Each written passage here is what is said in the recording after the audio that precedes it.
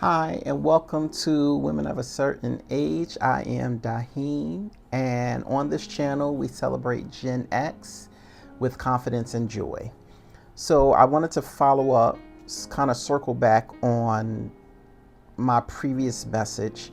I started to talk about my first quarter goals, and then I went on a tangent talking about my hair. So, as promised, I am back to talk about my goals.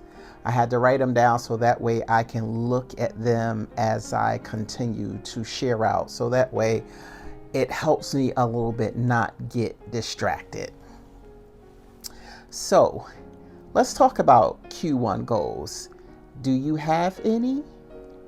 But before we do, can you please like, share, and subscribe, as well as turn on your notification button so that way you'll know when I have another post.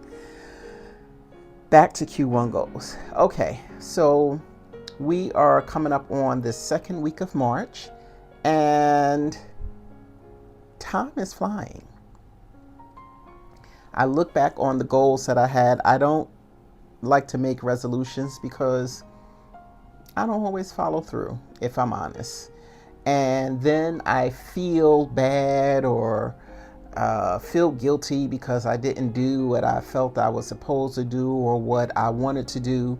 So to avoid that, I set specific goals and I do a checkpoint every month to see where I am. So for quarter one goals, normally what I do is I had took a class many years ago when I was living in LA, and they talked about the quadrants, setting up quadrants so that way you can divvy out what it's going to be. And my main focus was going to be fitness and finance. Now, I'm gonna be honest, I did better on my finance as opposed to my fitness. My fitness, I definitely have to get better. I talked a little bit about fitness earlier on and talking about the challenge of losing weight, particularly as you get older. But I don't know if it's so much as we get older as opposed to making those small changes that will help us on the back end. So for my fitness, my goal was to set a certain amount of times I was going to exercise or that I'm going to exercise. And that is normally 3 times a week, but in realistically 2 to 3 times a week. And then that gives me the opening to add some more in there, because if I say 3 to 4, I'll turn around and end up doing one, and then I might feel bad that I didn't do the other. But I also want to make sure that I give myself grace, as you should give yourself grace as well. So with that being in mind, I felt like I did better on my finance instead of my fitness. Now, in terms of the finance, oftentimes people think, and I say this and I'll keep saying it, wisdom and age aren't always synonymous. But if you are not taught something, you can't assume because the person gets to a certain age that they should know everything or they should have that particular area of their life experience, I guess is the best way to say. So for me, in terms of financing, on my maternal side, I used to always hear the saying that they've never seen a U-Haul behind a hearse. On my paternal side, I used to hear the saying that you're going to have bills until you die. Now, while both of those are very true, it still doesn't mean that you are reckless in your spending. It means that you have to be smarter as you get older, particularly if, with the way the world is going on now, people are depending on Social Security, people are depending on so many things that may or may not be here when that time comes to them to retire. They're also saying, I think the original age of Social Security, you could draw, I think you could do it at 62 partially, but then 65 because you would get a little bit more money. But now I hear they're thinking about pushing it back to 70. And some people enjoy working. I have an aunt that has retired a couple of times, but she doesn't like to stay home. She always likes to keep busy. It helps her, become more energetic, and it allows her just to keep her mind fresh and young. And that usually is the case, like as opposed to you retire and you just sit home and you don't do anything. And oftentimes they say, if you retire and you don't have any outlets once you retire, there's a chance that your mind could diminish, or you're moving a little bit slower. So it's very important for you, if you do plan on to retire, it's very important for you to do something. Get out there, live, travel. And you don't necessarily have to travel to another country. You can travel within your own space and state. Get around and see what's going on. Go out. So, back to finances. I have learned, and I'm still learning, how to manage my finances. I have always been one where if it was something that I want, I just automatically buy it. Not necessarily the smartest thing to do, because there's but so much material things you can do or have. As we get older, it is important, that we do have some type of funds that we can depend on, whether that's 401k, whether that's just a savings that you have. I'm learning more about stocks now. I have always had maybe like a handful of stocks. Like I used to work at a store when I was in college, and I had some stocks, and they say that you hold on to them. And this particular stock, I will say, isn't doing that well, but I've had it forever, but it's not a lot of money in there.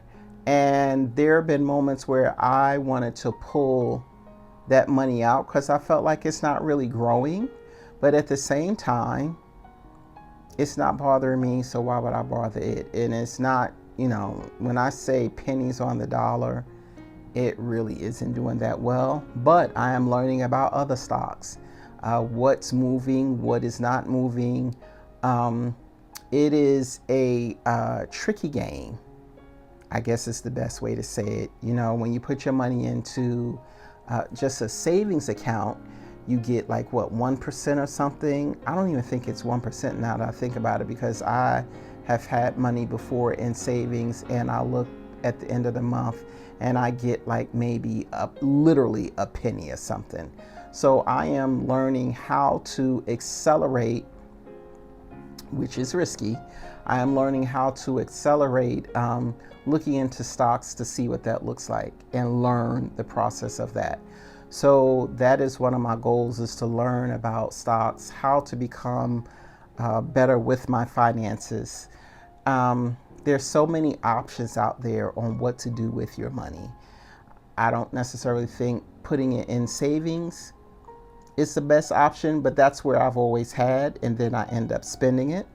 I ideally would want to put it somewhere where I can't touch it, because I know myself, and I am learning that I don't need to go out and get everything that I want immediately.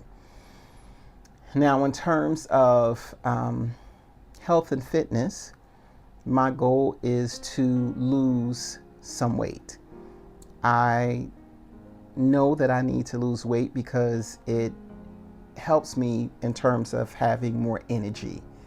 And as we get older, it is important to have energy. It's important to be able to move around. I'm not in education from the standpoint of where I am teaching littles anymore. When I was moving around a lot, but now I am less active.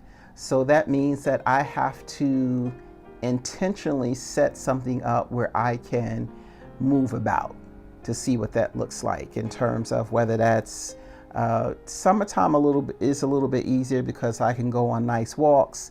Wintertime, not so much. unless I go to the gym, something along those lines, because I live in a cold climate and Michigan is cold to be out walking. If it's not snowing, it might be a little bit easier, or it is a little bit easier, but it is still always cold. So when I'm looking at the weather and it says it is 20 something degrees, I know you can keep up in terms of put a little pep in your step and keep moving, but it's still cold. And I don't like to be out in the cold. So learning what type of exercises that will help me and benefit me. One of my coworkers, she said lifting helps a lot. And I also heard that lifting is important for women when you get in your 50s, because it helps you continue to build your muscle, because we have a tendency to lose muscle as we get older. So I am learning that as well. One of my financial goals towards the end of this year is to minimize my consumer debt. I want to get rid of at least I'll say 2 or 3 credit cards.